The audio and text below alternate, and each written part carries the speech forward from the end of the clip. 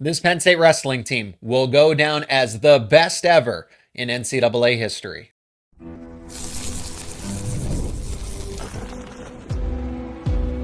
You are Locked On Nittany Lions, your daily podcast on the Penn State Nittany Lions. Part of the Locked On Podcast Network, your team every day.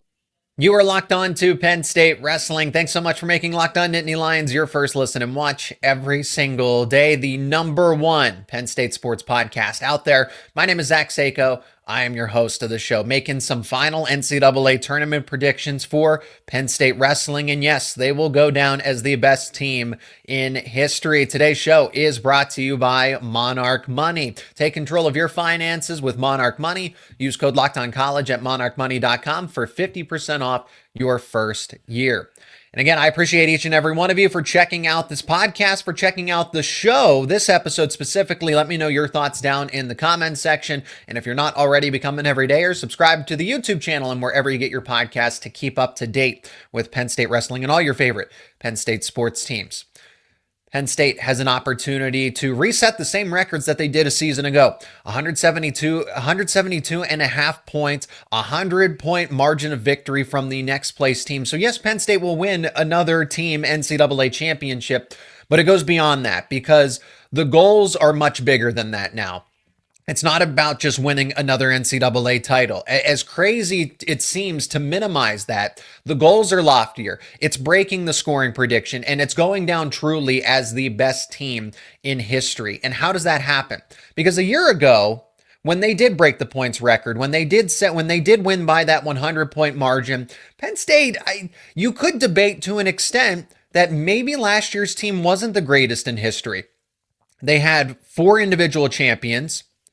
In years past, other Penn State teams had 5 individual champions. Other teams throughout history have had 5 individual champions. Now, they did get 6 finalists, but the goal is to be better than just that. It's not about just reaching the finish line, it's crossing it.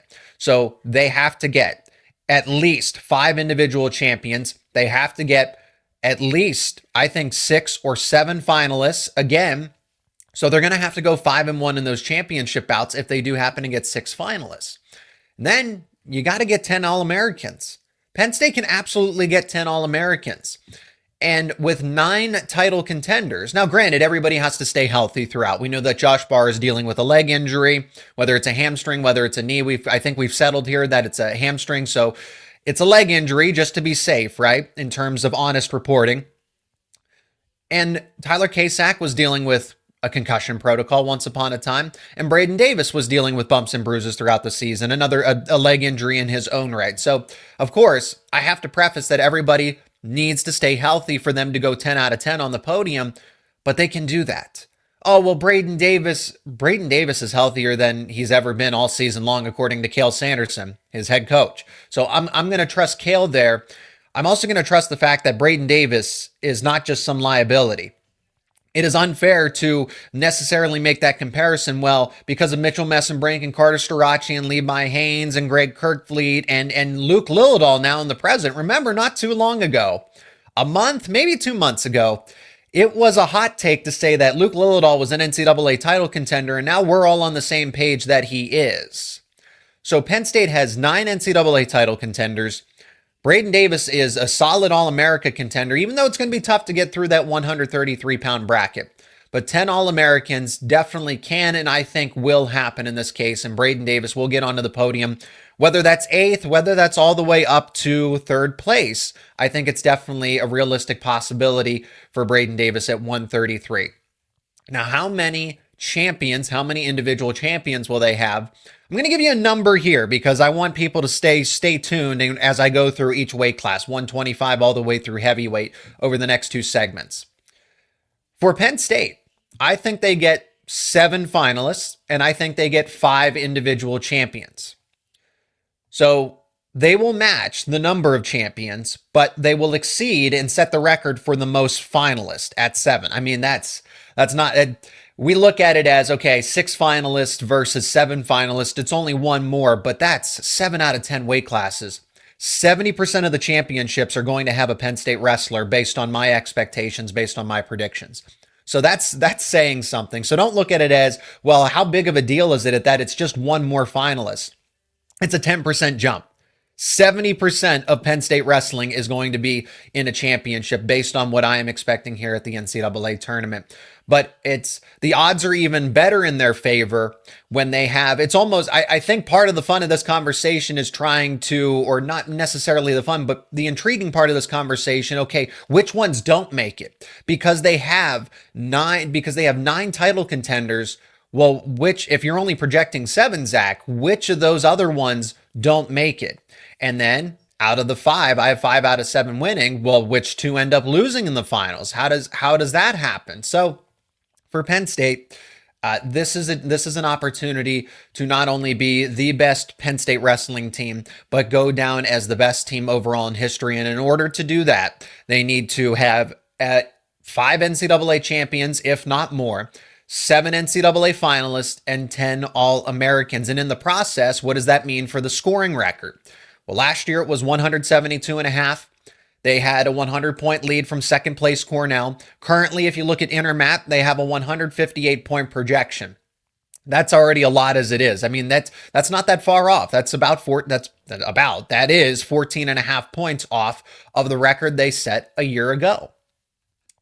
They also scored 34 bonus points in the process. I think the scoring record, regardless, even if they don't get, let's say that they do, for example, go 3-3 in the finals, they get 6. They happen to get 6, so they don't meet that 7 projection that I have. They fall 1 short, and I'm technically, I'm wrong, right? But when I look at it, Luke Lilledahl is a huge differentiating factor here, because a season ago, you had Braeden Davis at 125, you had Aaron Nagel at 133, and Bernie Truax at 184. And those guys didn't rack up the bonus points. They didn't score at this outstanding, exceptional, phenomenal rate. Well, that's where Luke Lilledahl becomes that much more important. That's where Josh Barr becomes that much more important. And then you bump Carter Starocci up to 184. Aside from Braeden Davis, and even Braeden Davis showed some offensive prowess in the consolations of the Big Ten tournament. No, so granted the competition, but Davis can do it. Davis can score points if he puts his mind to it. What I'm getting at is the fact that everybody is an offensive juggernaut, and that's not debatable. That is not debatable. Everyone can score points at will offensively, which will rack up the major decisions, the tech falls. Now, why don't they do that as well at the Big Ten tournament? Because they get a bye into that second round. So you don't get an opportunity to pick up bonus points. You get a win, you get the total from that, but you don't get a chance to tech fall somebody that you're significantly better than. So Luke Lilledahl could get a pin in the first round against the 32nd or 33 seed. There's your bonus points there. Same thing across the board with a lot of those top seeds where they have a favorable matchup going in. So Penn State was able to put together 34 bonus points a season ago to get to that 172.5 total. They're probably going to beat that bonus points. And maybe the bonus points is a record. That's not really what I'm concerned about. What I am concerned with is how do the bonus points contribute to that total score. So in the process, they will set the scoring title again. They will set the margin of victory score again, because if they're going to get 7 finalists, if they're going to have 5 individual champions, and then they have 3 contributors at those weight classes in comparison to a season ago that are stronger offensively than their counterparts from last season, yeah, it only logically makes sense that Penn State is going to break the scoring record. Now, it's going to be close. It's going to be close. It's not going to be something like 190 points, but 180, it's in the process. It will be close. So Penn State does have an opportunity here. I think they're going to do it. 7 NCAA finalists, 5 individual champions. So which Penn State wrestlers reach their respective final? How many of them win an NCAA title? Well, I have them going 5-2 in the finals. Is Luke Lilledahl a pending 4-time champion? Does Carter Starocci do something that is unprecedented and something that will never be done again by winning a 5th NCAA title? We're going to make those predictions coming up next here on Locked On Nittany Lions. And today's episode is brought to you by Upwork. Scaling your business requires the right expertise at the right time. With Upwork, you can find specialized freelancers in marketing, development, design, and more. Experts ready to help you take your business to the next level. Upwork gives businesses flexibility by connecting them with top freelance talent across multiple industries, including IT, AI, web development, and marketing. Whether you need extra hands for a project or a long-term partner, Upwork makes hiring simple and affordable. So you'll be able to find the right talent. If you need help with a marketing campaign, Upwork can connect you with a freelance expert who delivers incredible results. And then you have fast and easy hiring with Upwork. Posting a job is free and it's simple. And within a day, multiple qualified candidates will be available to choose from. And then you have cost-effective growth with Upwork. Instead of hiring full-time, Upwork helps find affordable top-tier freelancers to scale your business efficiently. You can visit Upwork.com right now and post your job for free. That's right, post your job for free at Upwork.com. That is UPWORK.com. Upwork.com to connect with top talent and grow your business today. Today's episode is also brought to you by Fabric by Gerber Life. Life moves fast, especially when you have a family. One day you're watching your kids take their first steps, and before you know it, they're off to college. That's why securing their future is so important. Fabric by Gerber Life makes it simple to get term life insurance that fits your family's needs. With Fabric, you can apply for term life insurance online, right from your couch. You can be covered in under 10 minutes, and in many cases, no health exam is required. You get peace of mind. As a parent, you want to make sure your family is financially protected no matter what happens. Fabric will give you that peace of mind. And then they offer affordable coverage. You can get millions of dollars in coverage for less than $1 a day. So protecting your loved ones doesn't have to break the bank. And it goes beyond life insurance. Fabric also offers free digital wills and access to investment accounts to help you plan for your children's future. Join the thousands of parents who trust Fabric to help protect their families. Apply today in just minutes at meetfabric.com/lockedoncollege. That is meetfabric.com/lockedoncollege. Policies issued by Western Southern Life Assurance Company. Not available in certain states. Prices subject to underwriting and health questions.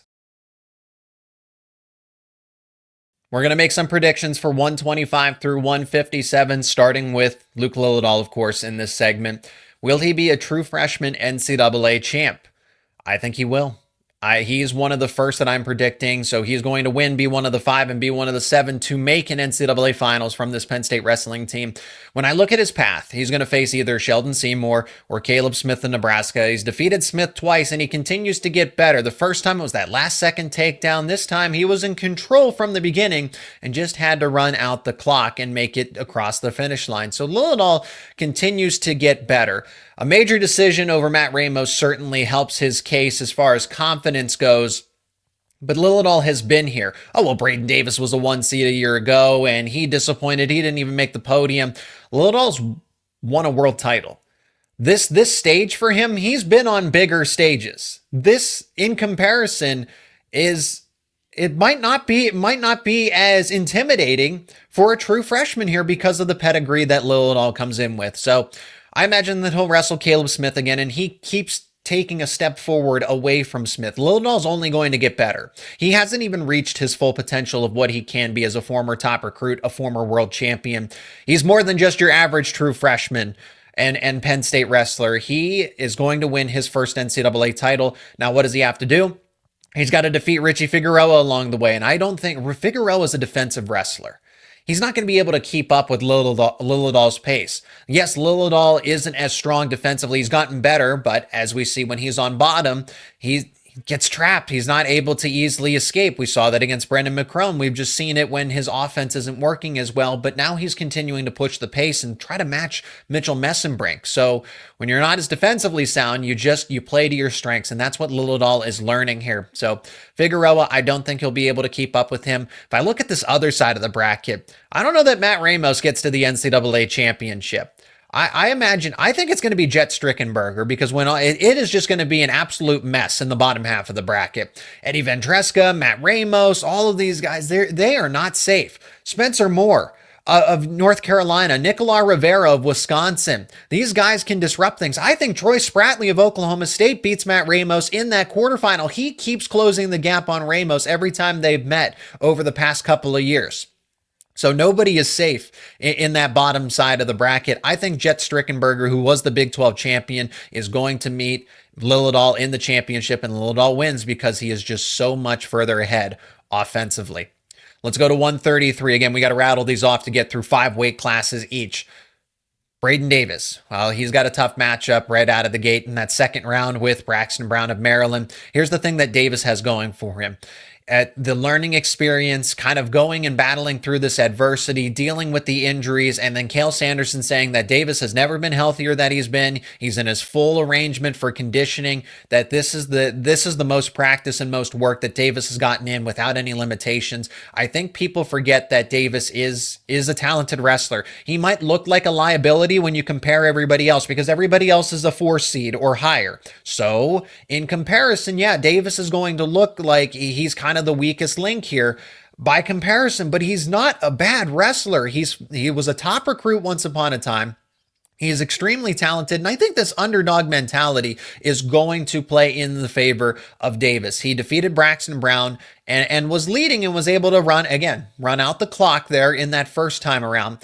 It's not going to be an easy matchup, but I think he does get by Braxton Brown. However, I don't know, even at a fully healthy Braeden Davis, I don't know that I can choose him to defeat Lucas Byrd in that quarterfinal. I think he will make it close. If Jacob Van D or Ryan Miller, Nebraska and Penn respectively, those 16 and 17 seeds, if they're able to knock off Lucas Byrd, I don't think they can either. Maybe Jacob Van D, he defeated Braeden Davis, and then the logical conclusion is, well, Van D defeated Braeden Davis back in the regular season, so that it is difficult for me to say that Davis is going to move on here, but Davis is going to place on the podium. If I'm expecting 10 out of 10 All-Americans and everybody's staying healthy, he is a top 8 wrestler. He's defeated other guys in this bracket, whether it's Dylan Chauver or Nick Bazakis, so guys that he's most likely going to face in the consolations. Davis will be able to hold his own, and if he is at his best self, there is no doubt in my mind that he makes the podium at 133. Where he makes it on the podium is going to be tough to see because you don't know who's going to be down in consolations. Does Drake Ayala get upset? Maybe Lucas Byrd at some point in time loses again after that match against Davis. Well, it would be in the semifinal, right? So does he run into any of those wrestlers at any point in time? What does that rematch look like if Nasir Bailey's down in consolations? I think it's safe to say my expectation is that Davis will finish 5th on the podium at 133. I do think he's one of the 5 best wrestlers in this group. It depends ultimately on the matchup and who he faces along the way. That will dictate where he could finish as high as 3rd or he could finish as low as 8, but I still think at the end of the day, he's making the podium at 133. Bo Bartlett at 141. Is he going to be another Penn State finalist? Is he going to be one of the 5 NCAA champions that I have? I don't think so. I know that Bartlett is a much different looking wrestler, and he is. He has made these subtle adjustments to where he is much better. He is much suited, but I better suited. I look at this matchup with Jesse Mendez again. I don't know that he can do it 3 times in a row. It is tough, and I know that's what Jesse Mendez did.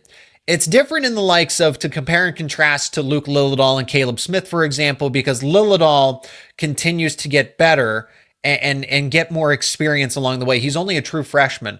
Bartlett and Jesse Mendez are veterans at this point in time, and Jesse Mendez is too experienced. We're talking about Caleb Smith, who is a solid wrestler, but he's not the elite of the elite. That's what Jesse Mendez is. So if you plan on beating Jesse Mendez 3 times in a row, I hope that Bo Bartlett makes me eat my words here on film, on tape. But at the end of the day, I don't know how you can defeat Mendez when he is this top caliber wrestler 3 times in a row. Now, granted, Mendez did it against Bartlett last season, or in that cycle where he won at Big Tens, at NCAA's, the NWCA All-Star Classic, and then Bartlett that 4th time around was able to break through. I also don't know that Bartlett has, right, this path to the finals is not by any means. It's going to be challenging and then some. Tegan Jamison of Oklahoma State has a chance to maybe disrupt that in the quarterfinal as a 7 seed. I think Bartlett wins. He wins those most of those close dual meets. But it's Jesse Mendez having now 2 losses. Unless Mendez is dealing with an injury that we don't know about, I'm going to take my chances here and say that Mendez does move on, and he's ultimately my champion at 141 on the top side of the bracket. I don't think that Brock Hardy's getting to the championship. I think it will be Mendez versus Alirez in that 141 final. Where does Bartlett finish, though? I think Bartlett finishes third. I think that's safe to say that he will finish third or fourth. It depends on the matchup. If he gets Brock Hardy again, that one's so close. It depends on who he faces in consolations, but Bartlett would take third place at 141 in my mind. Going to 149. 149, Shane Van Ness. He's similar. I've grouped him together with Bo Bartlett, but getting that vote of confidence from Jeff Byers in the previous episodes saying that, hey, Van Ness is probably the freshest that he's been all season. Okay, that's saying something. It was Van Ness maybe kind of dealing with some lingering issues, getting situated after that season-ending injury a season ago, and then going through the motions in the process and building up that strength, that resistance, right? We don't see how those things impact wrestlers over the long term, even though, yes, Van Ness wrestled a full season, but there's still an adjustment period, if you will. You have to be able to just get used to it and build that confidence along the way. Van Ness against Ridge Lovett, yes, it was concerning, but you learn from those kinds of matchups. You make adjustments.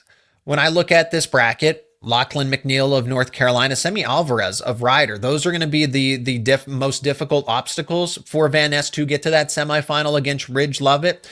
And I think he's the better wrestler there in terms of the way that he's able to score. But Ridge Lovett, can he pull off the upset? I think he does. I think he makes an NCAA championship. Now, however, I don't know that he wins. It depends on who ultimately makes the championship at 140 in line. Let's just say this. My expectations are that Van Ness meets Caleb Henson in the finals, and Caleb Henson does win. So I have Van Ness taking second place at 149, Henson defeating him. But if Henson doesn't happen to make it, say it's Kyle Parco, well, Van Ness has showed me everything in that head-to-head matchup and would be an NCAA champion. So it's kind of matchup-based at that point. I think that Van Ness is capable of winning a final here. I think he's capable of making it there over Ridge Lovett, but he loses to a Caleb Henson. 157, before we get to the upper weights here in the final segment, Tyler Kasak is one of my the most confident favorites going into this one. I don't see anybody that can disrupt him on his path to the NCAA championship, and I think he is a step ahead of Meyer Shapiro in this season. He's going to rattle off wins left and right. He's just, the way that he's combined that overall strength, that is, it's unmatched. Kasak is the strongest pure wrestler in this weight class, and he's always proven that. And now it's the technical things. It's the speed. It's the experience that's being able to couple all of those things together. It helps when you are one of the strongest and you are tough to take down as it is, and then you can ride an opponent for 3+ minutes against any given matchup. It is difficult to stop Kasak. He is in the same group as Mitchell Mesenbrink. I put them together as I have the most confidence in predicting an NCAA champion here. I think it's a crash course between Meyer Shapiro and Tyler Kasak at 157, and give me Kasak over Shapiro. So that gives Penn State now 2 NCAA champions with Lilledahl and Kasak, and 3 finalists, including Van Ness, in that group. 165 all the way through heavyweight. Does Greg Kirkfleet have a chance against Steveson? Does Carter get his 5th NCAA title? We're going to make those predictions next here on Locked On Nittany Lions. Today's episode is also brought to you by Monarch Money. You ever check your bank account and wonder, where did all my money go? Between dining out, online shopping, entertainment, and other expenses, it's easy to lose track. That's where Monarch Money comes in, your personal CFO, giving you full visibility and control over your finances. Monarch Money isn't just a budgeting app, it's a complete financial command center. You can track all your accounts, investments, and spending in one place, so you just stop managing your money and start building wealth. You'll get surprising insights from Monarch. When I started using Monarch, I realized just how much I was spending on things like deliveries, groceries, other expenses, and now I get to budget smarter and I get to save more. And then the all-in-one convenience of Monarch. Instead of juggling multiple apps, you can use Monarch to check your finances, track spending, and even plan long-term goals. You'll have easy collaboration moving forward. Managing your money with your partner is smoother than ever. You can track shared and personal accounts, set goals, and stay on page without all the stress. Take control of your finances with Monarch Money. Use code LOCKEDONCOLLEGE at monarchmoney.com for 50% off your first year. That is monarchmoney.com, code LOCKEDONCOLLEGE for half off your first year. The NCAA tournament is here, and so is the Bracket Breakdown. Locked On Podcast Network and Amazon Fire TV channels are teaming up to deliver NCAA tournament coverage like never before. Watch studio shows featuring former players and Locked On's local experts as they guide you through every upset, buzzer beater, and bracket matchup. Stream it all for free on Amazon Fire TV channel. Search Bracket Breakdown to see it all for free. It's your team every day. So does Kirkbleed have any chance against Gable Steveson? He does, but we got to work our way up. We're going to start with 165 and go weight class by weight class as we have. 165, this is another one, and I talked about it in the previous segment. Same thing with Tyler Kasak. There's just nobody that can catch Mitchell Mesenbrink. And 165, I think, deserves a little more respect. I like Julian Ramirez out of Cornell. Terrell Barraclaw, former Penn State wrestler, that's what everybody's looking forward to. That semifinals match between Mesenbrink and Barraclaw. But I don't know that he gets past Julian Ramirez in that quarterfinal. So it's a coin flip there. I'm, of course, rooting. Yes, I'm going to be rooting for Barraclaw. I want to see, because it gives that fly on the wall type of storyline where we get to see Mitchell Mesenbrink and Terrell Barraclaw in that semifinal as a glimpse into the Penn State mat room when it's the most intense, when it's more than just, okay, we're trying to make each other better and going through the technique and the process. Actually, what happens when it's on the line? When you're competing for a starting spot. What did this look like when Mesenbrink transferred in and had to wrestle Barraclaw to get that starting spot at 165 in those wrestle-offs? That's what I really want to see, and that's what makes 165 so intriguing from the Penn State wrestling point of view.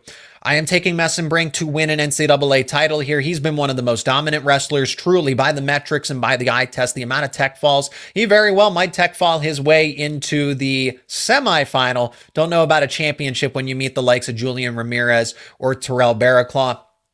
My expectation, I will be honest, even though I think Barraclaw can get there, he's got to get past Julian Ramirez. So I am predicting a Mesenbrink versus Ramirez semifinal. However, I really do hope that Barraclaw does get through and proves me wrong here. On the other side, talking to Jeff Byers, I really thought it was going to be a 1 versus 2 crash course here between Mesenbrink and Peyton Hall of West Virginia.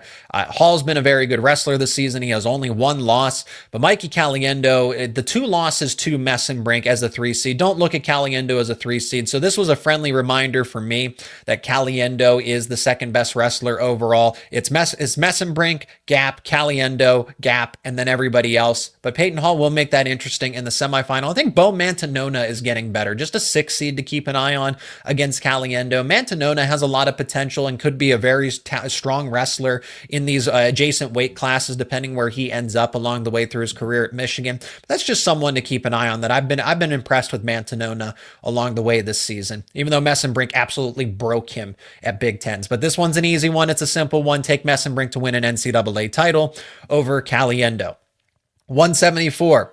Levi Haines, okay, he's got to go through Dean Hamiti to get back to Keegan O'Toole in the championship. And Keegan O'Toole, it's going to be a very, very challenging path. Lorenzo Norman of Stanford and Simon Ruiz of Cornell, Lenny Pinto that he's probably going to have to wrestle at some point. So let's just say that Keegan O'Toole will be extremely busy on the top side of the bracket. I think Levi Haines is just so much better than his counterparts along the way here until he meets Dean Hamiti. And the aspect that gives me confidence that Haines will win over Hamiti, it's that confidence, it's that mental aspect of it. We've heard it from Locked On Oklahoma State. We've heard it from other people that Dean Hamiti it seems like he second guesses himself in the moment. And I think it's that mental fortitude that Haines has as a defending champion at 157, a 2-time NCAA finalist, and now going into his 3rd season and making that jump to 174. He's handled it very well. And then some. Keegan O'Toole, that match against Haines, it was close the first time as it was. And that call could have gone either way.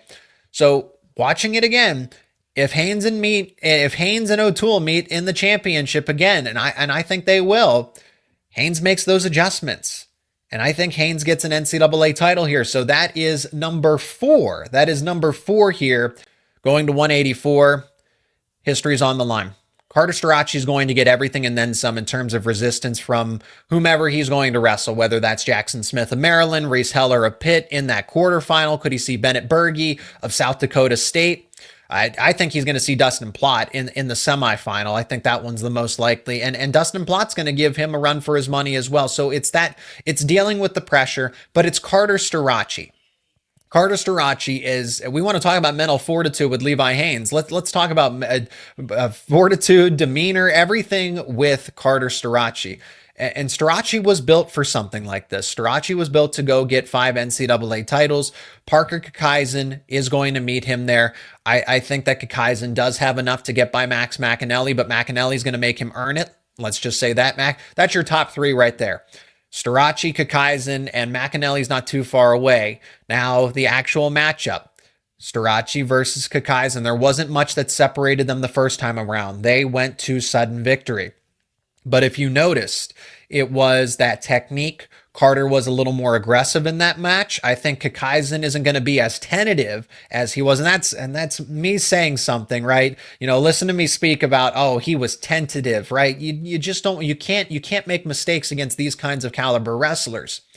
But I do think that Kakaisen was a little hesitant. He was a little more on the defensive. Carter was certainly pushing the pace at times. And it was that ultimate scramble where Starocci just had more left. You almost want to take Kakaisen to sudden victory because you're going to have more left in the gas tank than, and it's not because Kakaisen is not an athlete. It's not because he is, it's who has the most left in them when they get to that point. I'm expecting this one to go to tiebreaker. I think that Starocci and Kakaisen will ultimately go to tiebreaker, and Starocci will win in that way. Whether that's some sort of reversal, whatever have it be. Maybe it's just a simple escape, and then he rides Kakaisen for the final tiebreaker period. I do think this one goes beyond sudden victory. They're going to need extra time to that. Maybe they go back and forth and they keep trading. It goes to tiebreaker, it goes to sudden victory, it goes to tiebreaker. Who knows? But it's going to take more than just the one sudden victory period. I think Starocci wins this and he's able to outlast Kakaisen just because he has enough left in the gas tank. And that's going to be the final match. And that ultimately gets Carter the Hodge Trophy. The Hodge Trophy is going to the 184-pound champion. Whether that's it. So if you think Kakaisen wins, then in the process of preventing a 5-time NCAA champion, Kakaisen will win the Hodge Trophy. I don't think it's going to Gable. As dominant as Gable has been, it's going to go to the 184-pound champion because Carter winning 5 times, you got to give him the Hodge Trophy there. He hasn't won it before. And then if you deny somebody to that accolade, you are going to get the Hodge Trophy. So it's either Starocci or Kakaisen at 184, unless for whatever reason, if Max McAnally wins at 184, then the Hodge Trophy very well might go to Gable, or it might go to Mitchell Mesenbrink in that case. But it's either Starocci or Kakaisen in my mind. 197, I don't know that I have as much confidence in Josh Barr, just because we don't know the extent of the injury.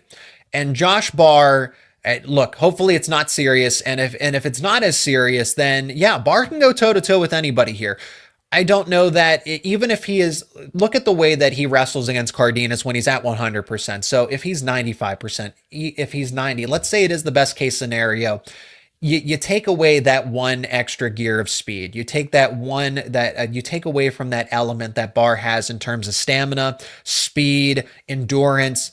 That goes a long way against the likes of Cardenas, but I think even still, Stephen Little, a wrestler like Stephen Little, that's probably who he's going to face. I don't expect him to face Michael Beard in the quarterfinal. I think it's going to be Stephen Little, and that's the one that I circle. If you're not closer to 100, if you're further away from 100% than you are closer to it, I think that's where Barr gets knocked down into consolations. I want to give my honest, genuine picks. I don't just want to be the Penn State homer here, but the injury does concern me with Barr, especially the timeline that he's on to get health at his healthiest. If he does happen to make it to the semifinal, I don't give him a lot of chances against Cardenas. I think Cardenas is going to be the NCAA champion here at 197. I think he ultimately defeats AJ Ferrari in that championship. So Cardenas will be your champion. Where does Barr finish down in consolations? Again, it depends on the matchup. I still think a Barr that is less than 100% is still better than the likes of a Michael Beard or a Trey Munoz or some of these other wrestlers on the other side of the bracket. Whether that's Luke Stout as an 11 seed from Princeton, the Stout brothers, right? Luke Stout of Princeton, Max Stout of Pitt. I think Barr still has enough. Now, if he runs into Buchanan, okay, most likely if they're going to wrestle for third place. So give me Barr to finish fourth behind Stephen Buchanan. I think he would lose to Buchanan. I think he would defeat Michael Beard in a consolation matchup, but if he ultimately wrestles Stephen Buchanan in that third place bout, I would take Buchanan, unfortunately, in that matchup. Then we finish up with heavyweight here. Gable Steveson against Greg Kirkfleet. Look, I still think Gable Steveson wins, but it's not because there is no chance for Kirkfleet in this situation. Wyatt Hendrickson's banged up, and he still has to go through him. Remember that. Wyatt Hendrickson is not 100%. He has a wrist injury, but Kirkfleet is still, even if Hendrickson was 100%, I still like Kirkfleet's chances in that semifinals bout regardless. It's a crash course here by textbook definition. And Gable Steveson is just he's just a different wrestler. He's just a different man, different person, different athlete. He's an Olympic champion. Kirkfleet is not at that level, unfortunately. Kirkfleet's the elite of the elite. He's certainly going to represent the United States in some capacity at that heavyweight, but he's not to the caliber of Steveson. How you defeat Steveson is you have to win by not surrendering a takedown. You're not going to get a takedown. It's going to be a 2-1 match where you win in tiebreaker or you win by securing a riding time point. But I don't think Stevenson's going to let it get that far. I do think it'll be closer than that 10-3 bout that it was at Big Tens. I don't think that Steveson will be able to rattle off takedown after takedown. Kirkfleet will make some adjustments and it will be closer. I am anticipating something along the lines of 4-2. I just think Kirkfleet, what do you have to lose? It goes back to what I said about Braeden Davis with the underdog mentality. You have nothing to lose. You finished second place. You've lost to Steveson multiple times now. You might as well try something different. Try what you think will win. Maybe Kirkfleet tries to go on the offensive and just says, all right, I'm going to try shot attempt after shot attempt. Just something. As Starocci said it, you have the chance to change your life forever. So you might as well go do something that is uncharacteristic of yourself and something that Stevenson's not going to expect. And how do you adjust from there? I will take Steveson. I think Kirkfleet's going to really play it safe and see if he can get to sudden victory against Steveson. Does it get the tiebreaker? Who knows? But I don't know that Stevenson's going to rattle off takedown after takedown as he has in the past. I think Kirkfleet will keep it closer but not win here. So that gives Penn State 5 NCAA champions, 7 finalists, and between Braeden Davis and my expectation finishing 5th, Bo Bartlett finishing 3rd, Josh Barr finishing most likely 4th, depending on the matchup again, and we don't know the severity of the injury. That is a historical lineup right there. So the expectations are high, but I think Penn State can match them. If you got any predictions, let me know your thoughts down in the comments section. That's going to do it for this edition of Locked On Nittany Lions, and we're going to have instant recaps. We're going to have more analysis about this NCAA tournament in real time with live reactions, live shows, and everything in between to get you situated and keep you up to date with everything that unfolds with Penn State wrestling at the NCAA tournament. Again, let me know your thoughts down in the comments section. If you're not already, become an everyday or subscribe to the YouTube channel and wherever you get your podcast. Thank you once again for checking out another episode of Locked On Nittany Lions. And again, thank you so much for making Locked On Nittany Lions your first listen and watch every single day. For your second listen and watch, you got to check out Locked On College Basketball with hosts Isaac Shabe and Andy Patton. March is here. Get ready to fill out your bracket and become the most informed college basketball fan out there throughout the madness. You can find Locked On College Basketball available on YouTube and wherever you get your podcasts.